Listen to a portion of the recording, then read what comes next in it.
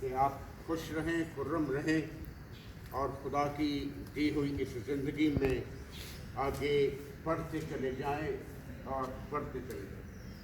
खुदा की बरकतों के साथ खुदा के पाक और पवित्र लोगों, खुदा के मुबारक लोगों, आज का कलाम फिर से आपके पास कल मैं नहीं आ पाया, इसलिए कल का भी सलाम आप लोगों को और आज का भी सलाम आप लोगों को।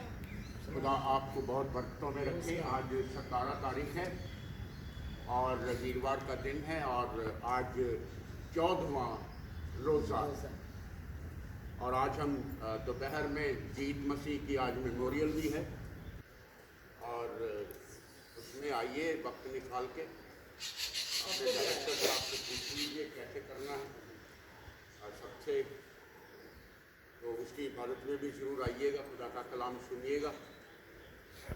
आज खुदा का कलाम एक ख़ास कलाम है कि वो पवित्र आत्मा से भरा हुआ।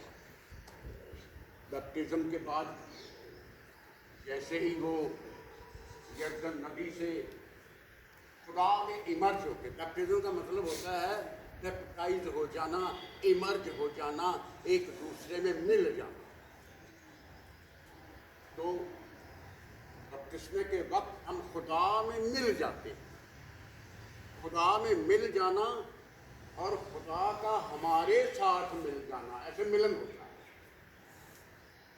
तो जब मसीहा बैप्टिज्म के बाद, इमर्शन के बाद, इमर्ज हो जाने के बाद पवित्र जब बाहर आया तो पवित्र आत्मा उसके ऊपर उतरा और वो सामर्थ्य से और पवित्र आत्मा से भर गया। आज का कलाम है कि जब आजमाइशों के बाद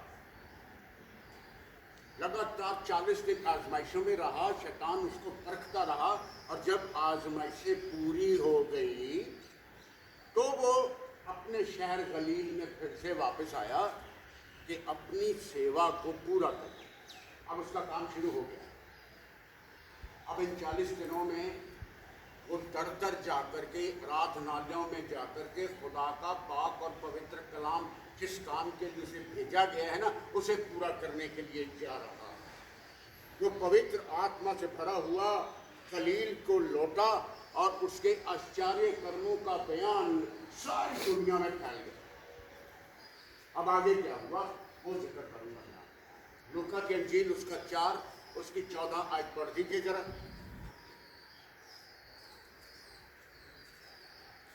वो हैकल में गया और जिस तरह से हम अपने मेरे हाथ में कलाम है उसी तरीके से उसे भी कलाम दिया गया। वो चर्च में गया, हैकल का मतलब होता है चर्च, आराधनालय, जहाँ पर दुआ होती है।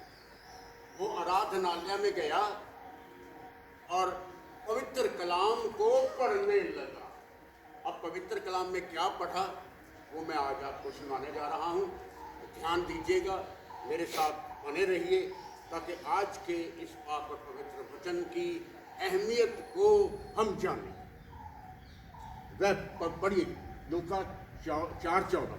फिर यीशु आत्मा के स्मर्श से भरा हुआ गलील को लौटा और उसकी चर्चा आसपास के सारे देश में फैल गई। आजमाइशों के बाद, शैतान के परखने के बाद, 40 दिनों के दुख और दर्द के बाद जब वो आजमाइशों में पूरा उतर करके सामर्थ और पवित्र आत्मा से बिल्कुल भरा हुआ जब अपने शहर गलील में वापस आया तो सारे देश में उसका नाम फैल गया। सारा देश उसे जानने लगा, सारे देश में उसकी ख्याति जो है वो फैल गई और वो जा करके उनकी हैकल में प्रचार करने लगा और सब लोग उसकी बड़ाई करते थे, उसकी प्रशंसा करते थे। 15वीं आयत। वो उनके आराधनालयों में उपदेश करता रहा और सब उसकी बड़ाई करते थे। और फिर कलाम पढ़ने के लिए, आजकल किसी को कलाम कहा जाता है तो वो पीछे हट जाता है। कलाम पढ़ोगे तो जिंदगी पाओगे। आज का उन्वान मेरा ये रहेगा। ये कलाम आपके लिए है, ये कलाम आपके वास्ते है, ये कलाम आपके लिए लिखा गया है, ये कलाम आपके लिए पढ़ा गया है, ये कलाम आपके लिए आपको समझाया गया है। The word of the Lord is for you people. इसको अपने पास रखें, इसकी अहमियत को जानें, इसे पहचाने। खुदा का बेटा मसीहा हैकल में आया और कलाम पढ़ने लगा। उसे 17वीं आयत बताती है कि उसने यशाया नबी की किताब खोली। पुराने अहदनामे में से जब उसे कलाम के लिए कहा गया, लिखा है कि वो आगे आया कलाम पढ़ने के लिए। यीशु मसीह कलाम पढ़ने के लिए आगे आया और उसने यशाया नबी की किताब खोली और अपने ही बारे में जो कलाम लिखा गया था वो पढ़ने लगा। मैंने पहले बता दिया ये कलाम आपके लिए, उसका अपना कलाम है, उसके अपने लिए वो कलाम लिखा गया है। आज हम ये देखेंगे कि ये कलाम जैसे उसके लिए था वैसे हमारे लिए भी। ये कलाम आपके लिए जिंदगी है। जब भी कलाम पढ़ें, अपनी जिंदगी पवित्र कलाम के आईने के सामने रख करके कलाम को पढ़ें। पहली शिक्षा है आज की। और कलाम को अपने दिल के करीब रख करके पढ़ें, फॉर्मेलिटी नहीं।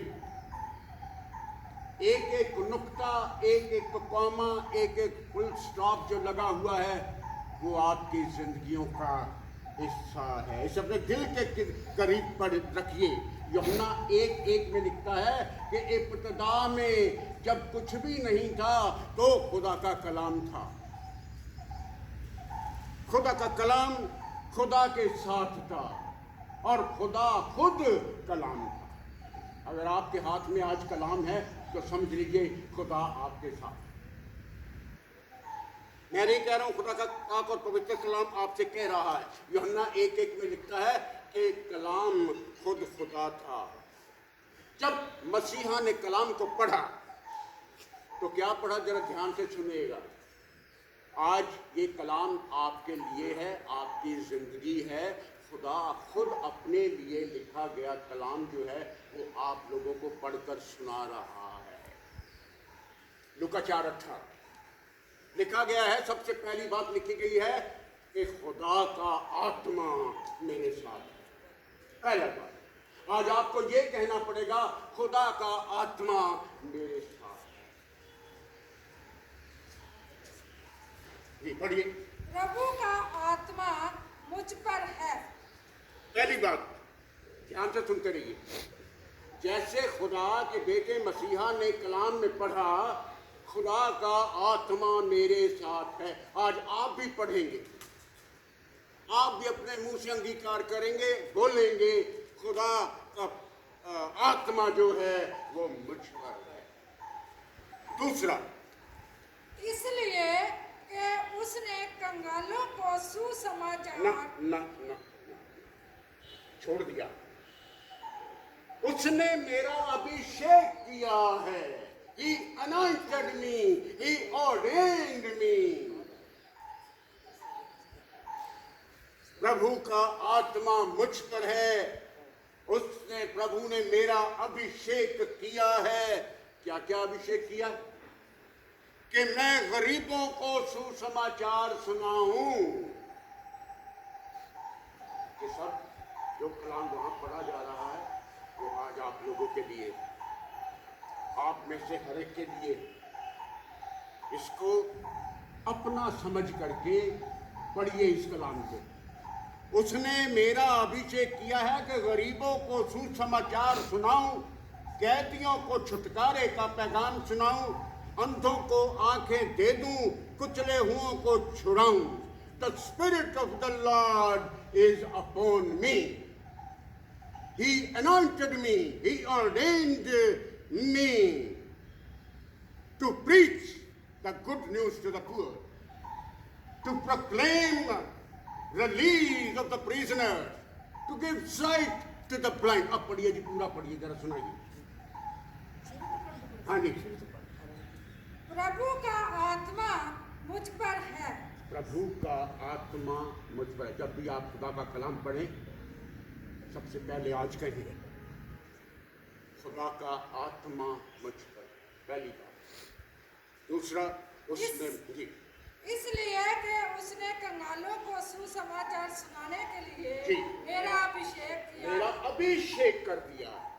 He anointed me, he ordained me, मेरा अभिषेक किया गया है। आप सभी लोग अभिषेक हैं। आप खुदा के बेटे और खुदा की बेटी हैं।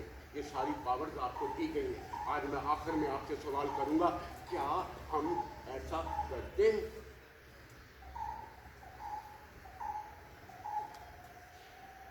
पढ़िए पूरा की। और मुझे इसलिए भेजा है कि बंदियों को छुटकारे का और अंधों को दृष्टि पाने का सुसमाचार प्रचार करूं और कुचले हुओं को छुड़ाऊं। कुचले हुओं को छुड़ाऊं, कैदियों को छुटकारे। कैदी मतलब जेल नहीं, हम सब कैद हैं। We are under prison. कोई नशे की कैद में गिरफ्त है, कोई शराब के नशे में गिरफ्त है, कोई बुरी बातों में, कोई बुरी आदतों में, कोई बुरे विचारों में, कोई व्यभिचार में, कोई चुगली चकारी में, कोई डकैती में। ये सब गिरफ्तारियां हैं। लोग गिरफ्तार हैं इन चीजों में। उन्हें मैं छुड़ाऊं। लोग आंखें रखते हैं पर देखते नहीं हैं, वो अंधे हैं। उनको आंखें दे दूं, उनको मन की आंखें दे दूं ताकि वो देखने लग जाएं। ये सारे काम खुदा ने आपको दिए हुए हैं। पिछले हुओं का न्याय करता। आपको भी चाहिए कि आप गरीब लोगों की मदद करें, उनकी सहायता करें। पिछे हुए का, वो पिछे हुओं का न्याय चुका देता है, ऐसा लिखा हुआ है। वह भूखों को रोटी दे देता है, वह बंधुओं को छुड़ा लेता। जो जो काम वहां पर मसीहा ने हैकल में पढ़े हैं ना, वो उस पर अमल करता है, वो वैसा ही करता है। हम नहीं कर पाते, हम नहीं कर पाते, लेकिन करेंगे। आज का खुदा का कलाम आपके लिए, आपके लिए, आपके लिए, सबके लिए है। ज़बूरों की किताब निकालेंगे 146, उसका 7वां, वो पिछे हुए गरीब लोगों का न्याय चुका देता है। वह भूखों को रोटी दे देता है, बंधुओं को छुड़ा लेता है, वो अंधों को आंखें दे देता है, झुके हुए लोगों को सीधा खड़ा कर देता है।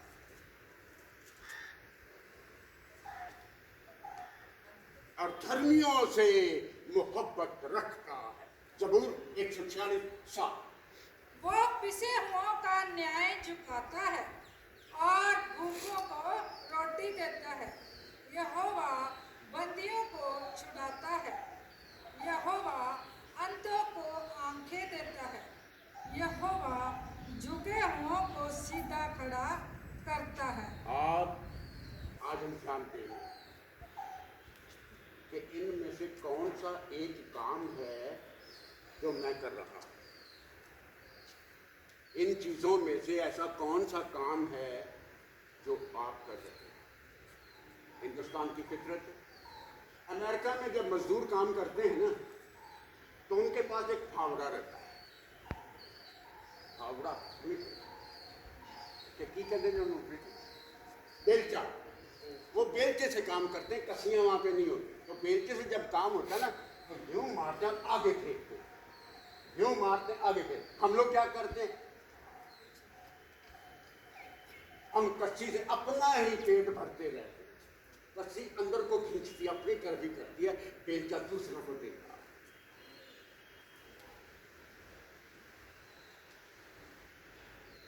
आपकी तो लोहे की कस्सियां भी बेवफा हैं, तो आदमी तो फिर आदमी। खुदा का कलाम है, खुदा की वाणी है। आज हम देखेंगे कि इन काम जो बताए गए काम हैं, इनमें से कौन सा ऐसा काम है जो मैं कर रहा हूँ, कहाँ पर मैं खुदा की मर्जी को पूरा कर रहा हूँ। मैं झुके हुओं को सीधा खड़ा कर देता है और धर्मियों से वो मोहब्बत रखता है। यहोवा ने मुझे बुला लिया है। खुदा का कलाम आज मसीहा जो पढ़ रहा है ना, वो पढ़ रहा है और उस पर अमल कर रहा है, उस पर मनन कर रहा है। हमें भी वैसा ही चाहिए। जैसा यीशु मसीह का स्वभाव है, तुम्हारा भी स्वभाव जो है वैसा हो जाना चाहिए। ऊंची आवाज से, पुरजोश। खुदा का कलाम कहता है कि गला खोल करके सुना दे, ऊंचे पे खड़ा हो करके सुना दे।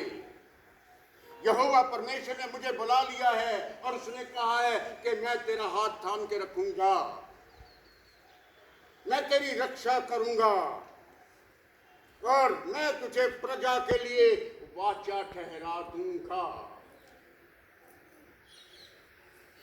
डॉक्टर साहब को इतना बड़ा इंस्टीट्यूट दिया हुआ है और इनके हाथ में पूरी कमांड दे रखी है, इनकी कमांड से चलेंगे। वो लिखा गया कि मैं तुझे प्रजा के लिए वाचा ठहरा दूंगा। आपकी कमांड जो आप कह देंगे वैसा ही होना चाहिए। खुदा के दिए हुए हुक्मों को आप इस्तेमाल कर रहे हैं।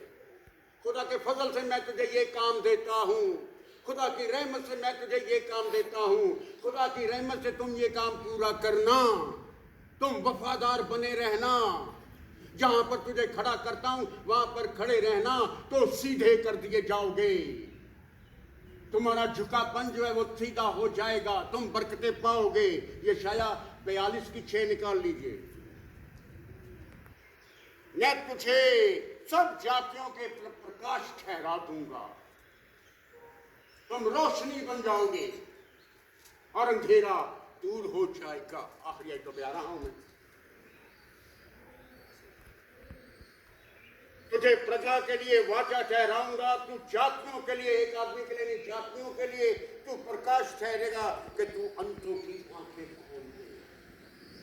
जैसा उसने काम किया है वैसे आज आपको हुक्म देता है कि आप ऐसा काम कर। आपको कलाम दे रहा हूं, आपको वचन दे रहा हूं, आपको खुदा की सामर्थ दे रहा हूं, आपको खुदा की पवित्र आत्मा दे रहा हूं कि तुम अंधों की आंखें खोलो, कैदियों को छुड़ा लो और जो अंधेरे में बैठे हैं उन्हें अंधेरे से निकाल करके खुदा की रोशनी में ले आओ। मिल गया जी? हाँ जी, 42 की 6 जल्दी से पढ़ो। मुझे यहोवा ने तुझको धर्म से बुला लिया है, मैं तेरा हाथ थाम कर तेरी रक्षा करूंगा, मैं तुझे प्रजा के लिए वाचा और जातियों के लिए प्रकाश ठहराऊंगा। वाचा का मतलब होता है अहद, पंजाबी च सौं। मैंने तेरे वास्ते तेरा वाचा, कवनेंट, तेरे वास्ते एक सौं चक ली कि मैं ऐदा ही करूंगा। I will do the same as you are doing. खुदा का कलाम है, खुदा की बातें। अंधों की आंखें खोले, कैदियों को छुड़ा ले। और 7वीं आयत का आखिरी हिस्सा पढ़िए। बंदियों को बंदी गृह से निकाले और जो अंधियारे में बैठे हैं उनको काल कोठड़ी से निकाले। काल कोठड़ी से निकाल करके उन्हें खुदा की बात। मैं तुम्हें एक नई आज्ञा देता हूँ। I give you a new command. सारे सुन लें ध्यान से। मैं आपको एक नई आज्ञा देता हूँ और यह आज्ञा ये है, अंधकार तो मिटता चला जाता है और सच्चाई की रोशनी अब चमकने लगी है।